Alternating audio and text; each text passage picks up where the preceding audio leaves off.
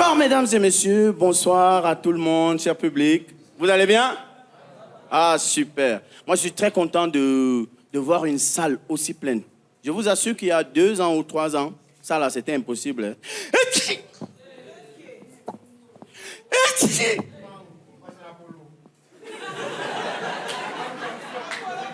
Même si c'est quoi, vous êtes encore là. Ça, ce qu'il vient de faire là, il y a 3 ans, quand il y avait le Covid. Ça, c'était l'attentat. L'attentat. Mon frère, quand il y avait le Covid, valait mieux que de faire ça. Vous savez, quand la maladie est arrivée, les gars nous ont donné les symptômes. Ils nous ont dit non, si tu as les yeux qui coulent, si tu éternues, si tu as mal à la tête, si tu tousses, net. Voilà les choses qui ont disparu. Les gens ne toussaient plus. Mon frère, si tu toussais, tu pouvais voir les gars en bleu là venir te chercher chez toi. Pour rien, comme ça. Parfois, tu entrais dans un taxi, tu trouvais les gens qui ont les masques, mais sur les mentons. Et moi, je me plaisais souvent à faire juste le geste. Ah tiens, tu vois comment quelqu'un redresse le menton. Propre. Et pendant qu'il y avait la Covid, vraiment, et bon, je vous assure que les littéraires, c'est quand même les gens qui ne servent à rien. On dit que les gens meurent. Les gens sont en train de mourir par milliers. Ils sont en train... Non, là, le Covid, là... On dit, les gars, attention, les gars sont en train de crever, là. Ils disent, non, attendez. Il faut d'abord trouver si c'est le Covid ou la Covid. On dit, mais les gens meurent. Vous faites quoi? Décidez-vous. Ils disent que non, on va voir. Et à la fin, comme des salauds, ils sont venus nous dire qu'on peut dire les deux. Le Covid, la Covid. Entre-temps, 18 000 personnes étaient parties comme ça, là, à cause de le ou là. Et moi, c'était une période tellement critique que je suis resté à réfléchir, vous savez, parce qu'il y avait des petits trucs qui nous impressionnaient quand même. L'État du Cameroun s'est dit, non, pour repousser quand même la pandémie, ils ont pris des mesures, qu'ils ont appelées des mesures barrières. Premièrement, ils ont décidé que les bars fermaient à 17h. 17h, dans un pays comme le Cameroun. Dans un pays comme le Cameroun, on dit que les bars ferment à 17h, mais vous voulez que les gens crèvent, quoi. Mais moi, ce qui m'a impressionné, c'est que tu rentres de chez toi à 17h30, les bars sont tous cadenassés, mais il y a des gens qui parlent à l'intérieur. Tu te poses la question, mais les gars, ce sont les fantômes qui sont là-dedans ou quoi? Et moi, j'ai eu une inspiration. Je suis resté comme ça un jour, tu t'ennuies à la maison, et j'ai imaginé une rencontre dans la rue entre les 2 plus grandes pandémies du monde, Monsieur VIH-Sida et Monsieur Covid-19. C'est arrivé, nous sommes des fous, les humoristes. Alors j'ai imaginé, qu'est-ce qui se passe? Bonsoir, grand frère VIH-Sida, c'est moi le petit Covid. Covid-19! Wow, mon petit! Mais c'est toi! Attends. Je fais d'abord un selfie avec toi, tu sais. Franchement, attends, je fais d'abord un selfie. Ma femme est fan de toi, grave. Attends. Clac. Mon petit, mais tu es fort! Mais tu es venu nous mettre seulement à la retraite. Je dis que oui, justement, grand frère VIH, tu sais, quand on rencontre un aîné comme toi, on veut prendre quand même des nouvelles. Je voudrais que tu me dises, dis-moi, comment tu as trouvé mon boulot? Comment tu es? Je dis que mon petit, vraiment, si tu veux la vérité, tu n'iras pas loin. Mais comment ça, grand frère? Non, petit, tu n'iras pas loin, tu as commis trop d'erreurs. Tu es tellement agité, tellement fougueux. Comment tu peux tuer plus de 10 000 personnes en une seule journée? C'est la 3e guerre mondiale. Mon petit, tu as commis trop d'erreurs. Première erreur, pourquoi tu as mis un nombre sur ton nom d'artiste? Tu t'appelles coronavirus. Ton nom d'artiste, c'est Covid-19. Fallait pas mettre le 19. Tous les microbes et les virus qui ont mis un chiffre ou un nombre sur leur nom d'artiste ont été maîtrisés par les scientifiques. Regarde la grippe aviaire. H5N6. Aujourd'hui, les gens mangent le poulet et les œufs plus qu'avant. Fallait pas, mon petit. 2e erreur. Qu'est-ce que tu allais chercher chez les Blancs? Mon petit, fallait pas. Tu t'attaques à la fois aux Chinois, aux Américains, aux Européens, mon petit.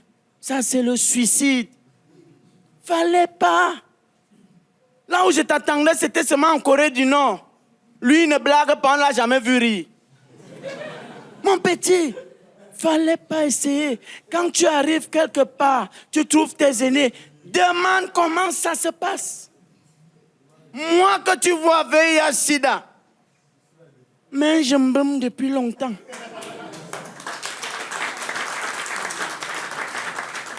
Mon petit, moi que tu vois, je mange l'humanité, je zigouille l'humanité depuis longtemps, mais à petite dose. J'ai même créé, nous avons même fait signer une convention avec les chercheurs. Et ils font leurs recherches, ils ne trouvent jamais rien. Et moi, je continue de zigouiller l'humanité au calme. Ça, c'est un contrat, petit. Mon petit, regarde celui qui est arrivé hier, Ebola. Le petit Ebola arrivé hier, il a compris le système. Il n'a jamais demandé le visa pour aller chez les Blancs. Il zigouille les Congolais et les Guinéens au calme. Comment Ebola travaille? Il va au Congo, il tue 700 personnes, pam, il se retire seul. On croit qu'il est fini. Il repart en Guinée, il tue encore 1000 personnes, il se retire seul. Ça, c'est quelqu'un qui connaît le métier. Notre grand frère à nous tous, le paludisme. Le paludisme a quitté le pays des Blancs. Tout seul, il est venu prendre sa retraite en Afrique. Le paludisme tue les Africains tranquillement. Et depuis plus de 200 ans, tu n'as jamais entendu parler de vaccin. Le paludisme zigouille les Africains au calme. Ça, c'est avoir un plan de carrière. Ouais, mon petit, là où tu m'as même le plus fatigué, c'est que tu es venu, tu as commencé à saboter le travail de tes aînés. Quelqu'un souffre de paludisme, mais il meurt de Covid. Quelqu'un souffre de sida, il meurt de Covid. Quelqu'un souffre de son cancer depuis plus de 20 ans, mais il vient mourir de Covid. Petit, qui t'a demandé de l'aide? Cherche tes clients et achève-les.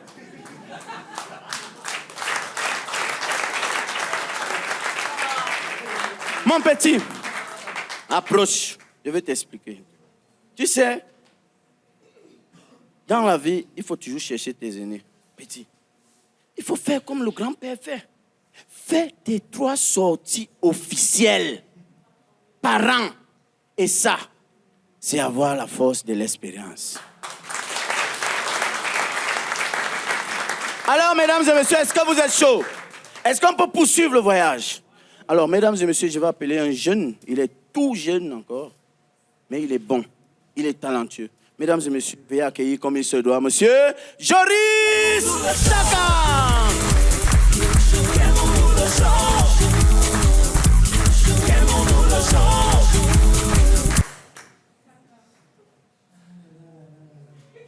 Bonsoir. Mesdames et messieurs, dans le monde de la beauté, surtout des garçons, il y a ceux qu'on appelle les pains. Vous connaissez les pains? Il y a ceux qui vont plus loin, on les appelle les pains croustillants. Vous les connaissez? Il y a une 3e catégorie. Les beignets bananes. Moi, c'est Joris Takam, je viens de Bouddha. Et pour répondre à la question que vous êtes tous actuellement en train de vous poser, oui, je suis célibataire. Mon ami avec qui je vendais les arachides, il est en train de construire sa 3e maison. Le fait, c'est qu'il m'a dit non, il ne peut pas continuer dans la vente d'arachides professionnelle parce qu'il a ouvert son église. Et je constate que ça marche, 3e maison. Moi, je vis encore chez ma mère. Et il y a un dicton qui dit qu'il faut toujours suivre le bon aigle. J'ai décidé d'ouvrir ma part. Mais je dois parler à certains problèmes parce qu'il y a des gens qui disent je ne peux pas aller à l'église, je ne suis pas chrétien, je suis musulman. Non, je ne crois pas en Dieu, je suis réaliste. Moi, j'ai décidé d'ouvrir une église pour laquelle nous tous nous croyons. J'ouvre une église pour la nourriture. Parce que nous tous nous mangeons. Ok, dimanche, c'est dans 2 jours. Et j'ai besoin des fidèles. Et je suis là pour l'entraînement. On va faire simple. Là, c'est la chorale. Vous êtes même très bien placés. Ici, les servants de messe. Là, vous faites juste pasto. Bon, faites ce que vous voulez. Vous êtes les croyants. On va commencer. On commence par le son d'entrée. Là, c'est quand moi, le pasteur Choco Mignon charismatique, je suis en train d'entrer dans la salle. Vous voyez? Vous lancez le son. Le Seigneur vient, le Seigneur vient. Le Seigneur vient et ça fait quoi? Préparez-lui, préparez quoi? Le râpé. Toi qui as le macabo, toi qui as le couteau, voici venu le temps d'éplucher le macabo. À cette question, je suis en train d'asperger la sauce jaune sur les fidèles. Et quand j'entre, vous allez répondre selon le tempo et avec la banane. Que le coquille soit avec vous. Et que le petit déjeuner vous bénisse, le pain, le sucre et la tasse au lait. Amen.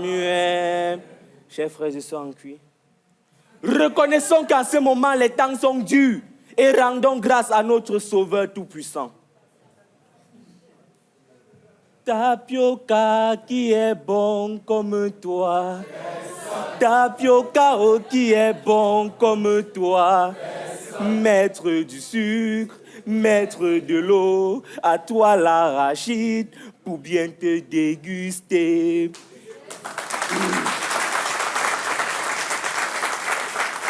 Et là, on enchaîne dans la prière. Je crois à la tasse tout sucrée, composée du lait et du sucre, et au gâteau Kumba, son fils unique, notre Sauveur, qui a été conçu de la sainte pâte, est né de la Vierge aux boulangeries, a souffert sous Ponce Pétri, a été crucifié, est descendu au four à la 3e heure, est monté sur la table, est assis au milieu du beurre et du chocolat, d'où viendra remplir le ventre des affamés comme nous. Je crois au fait qu'un jour, le pain va revenir à 125. Je crois au fait que les gars qui mangent le taro avec la cuillère ne sont pas normaux. À la résurrection de la fourchette, à la vie éternelle. Amen. Là, on lance ce qu'on appelle le credo. Donnez-nous un peu, on veut goûter aussi. Le shawarma, vous mangez là, servez-nous un peu. Chaque jour qui passe, on frappe à la porte du caviar, en espérant qu'on nous goûte un jour. Par tous les moyens, on veut laisser le conchap quelque part. Apparemment, le conchap, lui, ne nous laisse pas. Pourtant, près de nous, il y en a qui mangent les steaks. À côté de nous, on chope le shawarma, oh, nous, on veut goûter ça. On veut les hauts des blancs parce qu'ici au pays, c'est le pile qui va nous tuer. Oh, oh, donnez-nous un peu, on veut goûter aussi. Le shawarma, vous mangez là, servez-nous un peu. Au moment d'être livré et d'entrer librement dans sa passion, il prit le coquille. Il le détacha, le découpa et le donna à ses disciples en disant « Prenez et mangez-en tous, car ceci c'est le coquille. » Accompagné de la banane, de la patate ou du plantain, il vous sera servi par une bonne bamileke. Heureux les invités au repas du Seigneur. Voici le tarot jaune qui enlève les péchés du monde. Tarot, je ne suis pas digne de te recevoir. Mais si j'attrape encore un gars te manger avec la cuillère. Là, on lance ce qu'on appelle la communion. J'ai reçu le quoi coucou et mon ventre est rassasié. J'ai reçu le quoi coucou et mon ventre est rassasié. Et il m'a dit, je suis le pain préparé pour te nourrir. Celui qui me mangera ne peut craindre la famine. J'ai reçu le quoi coucou et mon ventre est rassasié. J'ai reçu le quoi coucou et mon ventre est rassasié. On enchaîne avec ce qu'on appelle le Gloria. Honneur à tous ces mangeurs de pizza. Quand ils mettent en statut, qu'est-ce qu'on doit leur dire? On s'en fout. À tous ces mangeurs de burgers si parfaits, on a notre héros, laissez-nous en paix. On s'en fout. Je l'aime mon beau buveur de champagne. On a le matango, il n'y a pas de place dans mon ventre. On s'en fout. À tous ces gens qui vont dans les restos, ils prennent des photos pour nous nuire en statut. Laissez-moi vous dire, est-ce que tu connais le pilet? Est-ce que tu connais le tarot? Peu importe ce que tu manges, nous on s'en tape tant que ce n'est pas le héros. On s'en fout. Que le coquille soit avec vous et avec la... Au nom du pain, du sucre et de la tasse au lait. Amen. Je vous attends dimanche à la messe. Merci, c'était Joris Takam.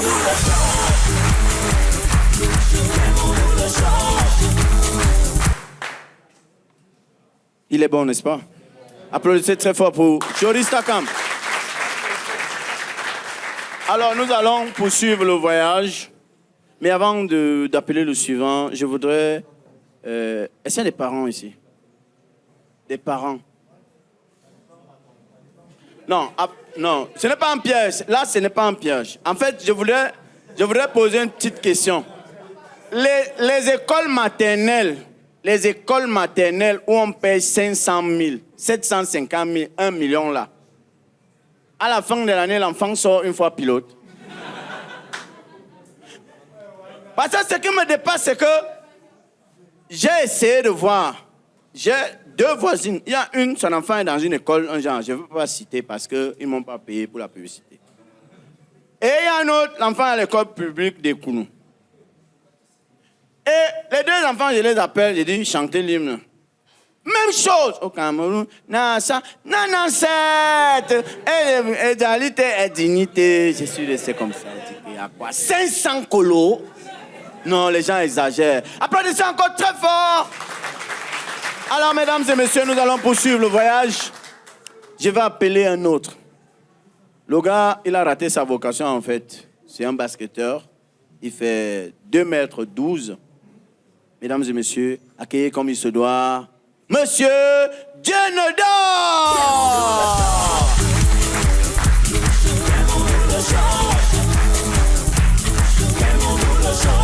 Bonsoir. Bonsoir. Vous allez bien?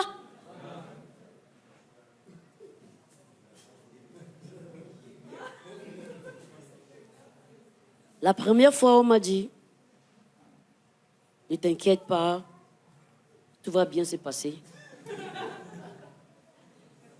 En termes de douleur, ça sera un peu douloureux, mais tu ne sentiras rien. L'avion n'est pas trop différent d'un bus VIP. Mais vous attendiez encore. Bande de pervers. L'avion n'est pas trop différent d'un bus VIP. Dans un avion, c'est climatisé. Dans un bus, c'est pareil. Dans un avion, il y a des écrans. Dans un bus, c'est pareil. Dans un avion, il y a de quoi charger son téléphone. Dans un bus, c'est pareil. Dans un avion, il y a une hôtesse. Dans un bus, non, c'est pas pareil, c'est pas pareil. C'est pas pareil. L'hôtesse d'un avion, ça sourit, contrairement à l'hôtesse d'un bus VIP. Elle m'a tellement souri que j'ai cru qu'il y avait un truc qui s'est passé entre elle et moi, en fait. Jusqu'au moment où elle m'a dit, mon bébé, je te sers un yaourt. L'hôtesse d'un bus. Attendez, pourquoi est-ce qu'elle doit sourire? Dites-moi, pourquoi est-ce qu'elle doit sourire? 6 mois d'aéré sans salaire, pourquoi est-ce qu'elle doit sourire? Impossible de sourire, les gars, impossible de sourire. Dans un avion, il y a des toilettes. Dans un bus VIP, il y a des toilettes. Mais c'est pas pareil. Justement, dans un avion, on peut faire popo, mais dans un bus VIP, c'est impossible, les gars. C'est impossible. Et c'est la seule partie où l'hôtesse, c'est bien le dit, en fait. Bonsoir, mes chers passagers, appelez-moi ce soir Bernadette. Je vais faire le voyage avec vous aujourd'hui. Vous avez remarqué que dans ce bus, il y a des toilettes. Mais ce n'est pas pour pisser. Pour des envies pressantes, allez vers le chauffeur. Le chauffeur, gars, Tu sors. Tu vas en brousse. Tu fais tes besoins. Mais attendez, si un serpent te pique là-bas, où est-ce qu'on mettra le garrot? C'est pas fini. Quand tu rentres dans le bus, tout le monde te regarde bizarre, bizarre. Chacun ferme les narines. Non, mais c'est pas vrai. C'est pas vrai. C'est pas vrai. Vrai ou vrai? Vrai ou vrai? Bon, levons tous la main et disons non aux toilettes inutiles dans les bus VIP. Mais ils ont un seul truc en commun. Dans les toilettes d'un avion, quand tu fais popo, ça va directement au sol. Dans un bus VIP, quand tu fais pipi, ça va aussi directement au sol. D'ailleurs, moi, j'avais promis à mon bailleur qui me cassait trop la tête qu'un de ces 4, je vais faire popo sur son toit. Mon frère, laisse-moi tes trucs de sorcellerie là. Tu vas faire comment pour faire popo sur mon toit? Quand l'avion est arrivé, net sur son toit, non, j'ai travaillé le truc. Missile brrr. Il n'a rien vu venir, en fait. Il n'a rien vu venir. Ça, c'était pas le seul challenge que j'avais prévu dans l'avion. J'avais prévu un deuxième challenge. Qui a déjà fait un paix dans un bus? Vous n'avez jamais pété dans le bus? Sérieux? Moi, je fais un paix dans un bus. C'est passé inaperçu, ils ont ouvert les narcos, c'était free quoi. C'est passé, non. Je dois essayer ça dans un avion. C'est sûr qu'il doit avoir un truc. J'ai préparé. J'ai envoyé. Quelques minutes après. Au secours, on est mort, il y a un terroriste dans l'avion. Au secours, sauvez-nous, on est mort. Sérieux, même moi-même qui avais fait le truc, ça a commencé à me sentir. Ça a commencé à me sentir grave. Je me suis dit, hey, quelqu'un peut mourir ici, là, comme les blagues. Hein? Ah, quelqu'un peut mourir dans ça. Après, je me suis aussi dit, en tout cas, mourir dans un avion, c'est quelque chose de prestige. D'ailleurs, il n'y a personne dans ma famille qui est mort dans un avion. Mourir dans un avion, ça va être quelque chose de spécial. Si je meurs dans un avion pour venir à mon deuil, ça serait trop facile. Je vais au deuil du gars qui est mort dans l'avion là. On t'indique facilement. Il y aura un carrefour prévu à mon nom. Le carrefour du gars qui est mort dans l'avion. C'est facile. Si m'en faire pas, je serai adossé sous un avion. Bon, je vous laisse imaginer comment serait mon cercueil. Un avion. Au cimetière. Même les morts diront « Bravo, champion! Bravo! Tu as sauvé notre honneur! Tu as sauvé notre honneur! » Et quand je serai là-haut, même le Père Tout-Puissant dira « Mon fils, viens t'asseoir à ma droite. Tu as fait fort. Tu as fait fort. » Et puis, j'aurais épargné mes parents de morts de sorcellerie. Vous savez, en Afrique, on ne meurt jamais pour rien. Tu vois, on ne dira jamais le gars là est mort dans un... Quand tu meurs en avion, ce n'est jamais par sorcellerie. Et puis, mes parents sont très célèbres au quartier. Voilà les parents du gars qui est mort dans l'avion là. C'est trop chic, en fait. C'est trop chic. Ma mort aurait servi à quelque chose. L'imbécile que je suis, au moins mon assurance aurait permis à ma famille de vivre plus longtemps. Mais quelques minutes après, l'avion a atterri et je me suis réveillée. Fin du rêve. Merci, c'était moi.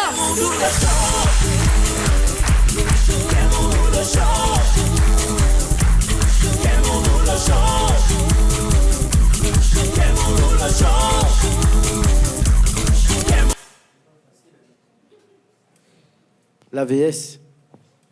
Ça va? On peut continuer? Alors, moi, j'ai pris la chaise parce que je voulais qu'on parle d'un sujet qui me tient à cœur. Tout récemment, c'était les rentrées scolaires. Hein? Et moi, j'ai un problème. Quand je vois nos enfants aller à l'école, je me dépose des questions sur les enseignements. Moi, je m'offusque contre certains enseignements. L'histoire qu'on raconte à nos enfants à l'école me dérange. L'enfant rentre le soir, tu lui demandes comment on a fait l'histoire. On nous a appris l'histoire de Magellan. Magellan a fait le tour du monde. Qui a vu Magellan à Kouaban? Qui a vu Magellan même à Korogo? Je sais qu'il y a les Ivoiriens dans la salle. Non, il faut arrêter ça. Mais là où ça m'a le plus touché, c'est que quand on parle des 2 guerres mondiales, l'histoire des Africains dans les 2 guerres mondiales est triste. D'abord, le nom qu'on nous a donné là-bas, c'est la magie. Les tirailleurs. Tirailleurs. Les Africains ont cru que c'est un mot que les Blancs... Non. Tirailleurs. Que nous, on gâtait les balles. On gâtait les munitions. Alors qu'en réalité, ils disent que quand on nous disait « tuez les Allemands », quand même, nous sommes les êtres humains. On se pose la question, oui, vous êtes venus nous chercher, vous ne nous avez même pas dit il y a quoi, vous avez seulement dit qu'il y a la guerre. On est arrivé en Europe, on a dit tuez les Allemands. Mais on tue les Allemands, pourquoi? Les gars ne tiraient pas ailleurs pour rien, ils attendaient la réponse. Les Allemands nous ont fait quoi? Tuer les Allemands comment? On dit tirer. Les gars tirent d'abord en brusque, avant de tuer quelqu'un pour rien, on va voir. Voilà donc l'histoire qu'on enseigne aux enfants. En science, tu entends seulement que il y a plusieurs espèces de serpents. Il y a les serpents venimeux. Il y a les serpents qui ne sont pas venimeux. À quel moment, moi, le Bantou, je m'en vais réfléchir. Si on dit ici que le serpent, quelqu'un va réfléchir qu'il est venimeux, il n'est pas venimeux. On sort d'abord. Et c'est en courant que tu te dis, ah, c'est de la viande. Là, tu ramasses donc un bois pour venir tuer les bêtises. Mais les Blancs nous disent que non, il y a les serpents venimeux. Ça, ce n'est pas... Il faut tropicaliser l'enseignement. Pour les Africains, on doit nous dire ce qui nous est important. Ne nous racontez pas les choses parce que les Blancs ont dit ça. C'est comme ça, non? Alors, mesdames et messieurs, nous allons poursuivre le voyage. C'est une femme, celle qui arrive. Et c'est la première de cette soirée. Mesdames et messieurs, veuillez accueillir comme il se doit. La première et l'unique de cette émission. Mesdames et messieurs, accueillez comme il se doit, Lucien!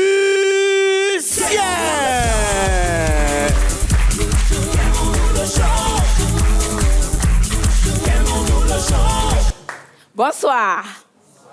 Je suis très contente d'être parmi vous. Tout le monde ici est sur les réseaux sociaux. Facebook, TikTok, YouPorn, oups, ma bouche, YouTube. Et en me baladant sur ces différents réseaux sociaux, j'ai constaté la prolifération des influenceuses. Ma bouche, oh! Et chaque influenceuse se démarque par sa catégorie, par son contenu. Et elles ont en commun une même chose, vous le connaissez. Tapotez l'écran, mettez le cœur, partagez le direct. La première catégorie d'influenceuses qui m'a le plus bluffé, ce sont des influenceuses congosa. Affairage, papotage. Facile à la reconnaître. Et ne prononcez pas son nom. Mes tigres et mes tigresses. Mes lions et mes lionnes. Mes chats et mes chattes. Quand une histoire vient se retrouver sur la toile, j'ai le doigt et le deux. Mais vous êtes là-bas. De donner mon avis, quitte à ce que ça vous plaise ou ça vous déplaise. Mes lions et mes lionnes, j'étais en train de patrouiller sur Facebook. Je suis tombée sur un soco poignard. Wombo!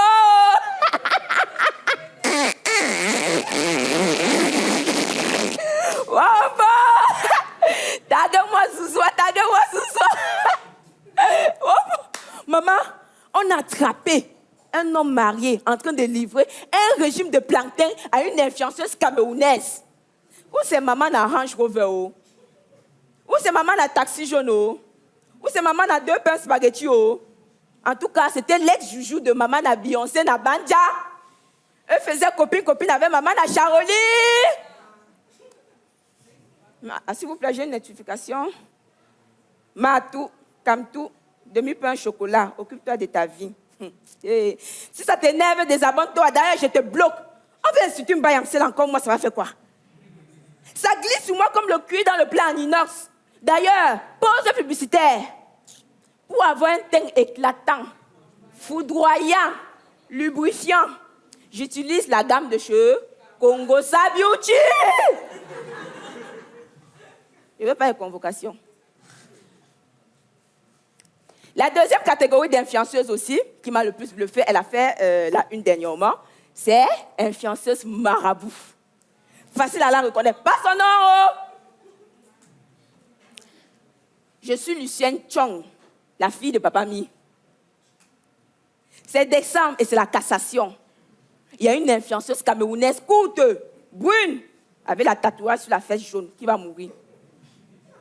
Je m'adresse surtout au gros baganté, là, le gros baganté des loges. Arrête de tuer les enfants des gens. Sinon, je vais t'éteindre là mentalement. Hier soir, j'ai fait un voyage astral où j'ai heurté ta supérieure hiérarchique des loges Mania Saba. Elle voulait têter mes yeux.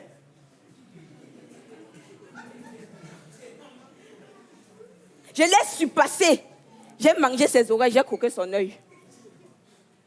Il faut savoir que lorsqu'on s'attaque à un esprit de calibre de mon Akabi, on reçoit des répercussions sacerdotales.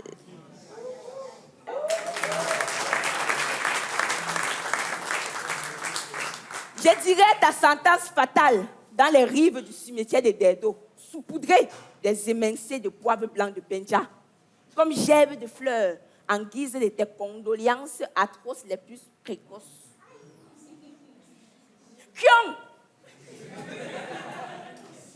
La troisième catégorie d'influenceurs, vous tous, vous êtes déjà tombés sur ce genre de page. D'ici 24 heures, un miracle financier frappera à ta porte. Si tu crois, tape à main le partage. Si tu sautes cette publication, un malheur t'arrivera. Pasteur, comment dans une même phrase, tu nous bénis et tu nous maudis encore? On fait ça comment? La quatrième catégorie d'influenceuses, les influenceuses coach love. Bonsoir. Je suis la coach Ruina, la coach Ramadol, la coach qui a pris le pouvoir sur les réseaux sociaux. Inspiration divine. Et pour moi, c'est Dieu donné. Elle n'est pas dans les oh, elle n'est pas dans les ah. Elle est dans la pratique. C'est la Nyangono du sud des coachs. La bombe François des coachs. La Valérie Ndongo des coachs. Oui, allô? C'est pour poser question? Oui, vas-y, ma chérie, on t'écoute là, on t'écoute. Oui. Ton chien t'a tapé d'eau. Mais comment ça? Mais ma chérie, attends un peu. Non, ma chérie, c'est-à-dire que tu as invité ton petit ami chez toi, hein? Et puis lui, il a kiffé sur ton chien. Mais je suis sur quelle planète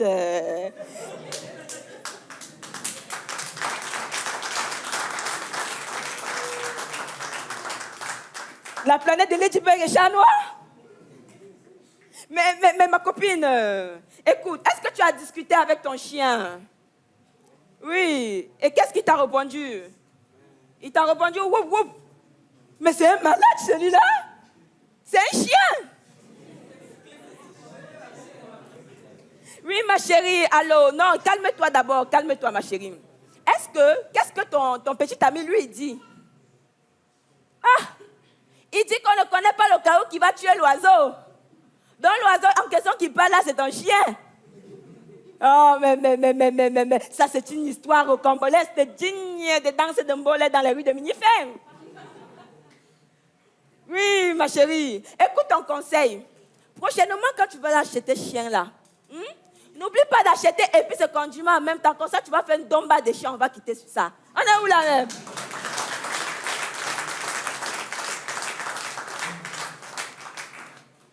Enfin, la dernière catégorie des influenceuses, ce sont des influenceuses exhibitionnistes. Fiangalement votre.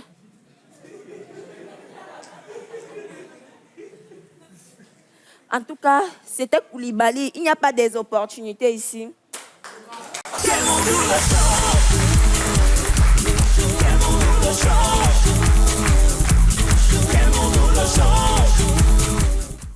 Mesdames et messieurs, une fois de plus, la publicité.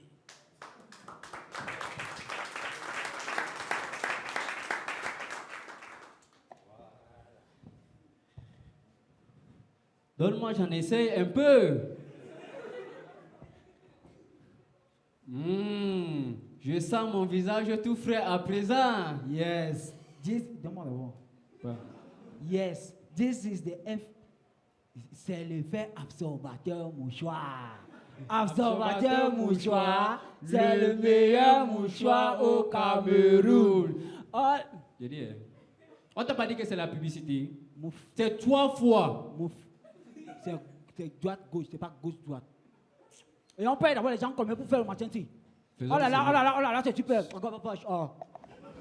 Absorbateur mouchoir, c'est le meilleur mouchoir au Cameroun. Ta-la-la, c'est super.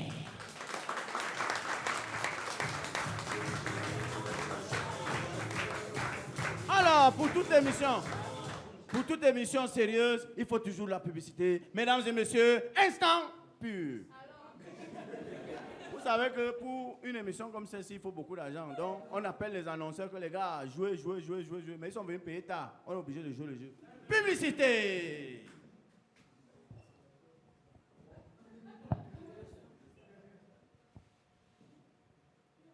Oh, ce pays tue les jeunes, les vieux ne lâchent pas prise.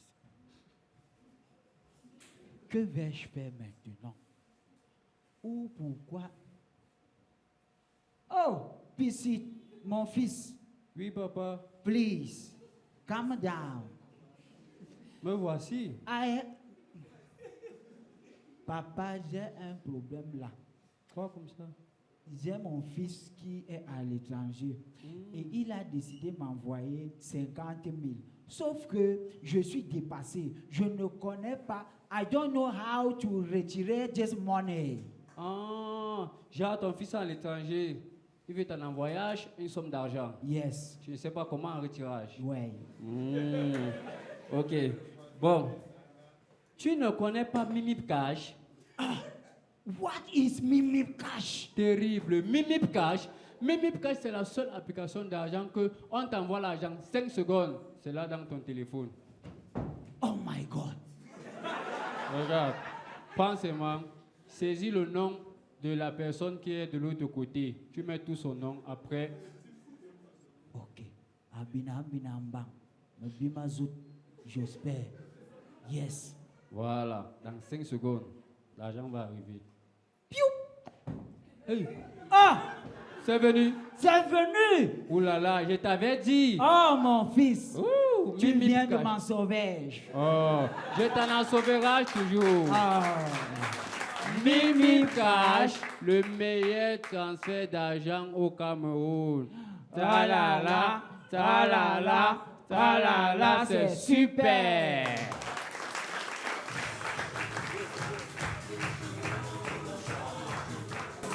Alors, mesdames et messieurs, chaque chose a une fin. Et c'était la dernière pour cette émission. Pour ce soir, vous avez eu, mesdames et messieurs, Joris Takam, Dionodor, Lucienne, Excalibur et Arrache-Clou. Et au micro de présentation pour cette émission, j'étais à Toubson.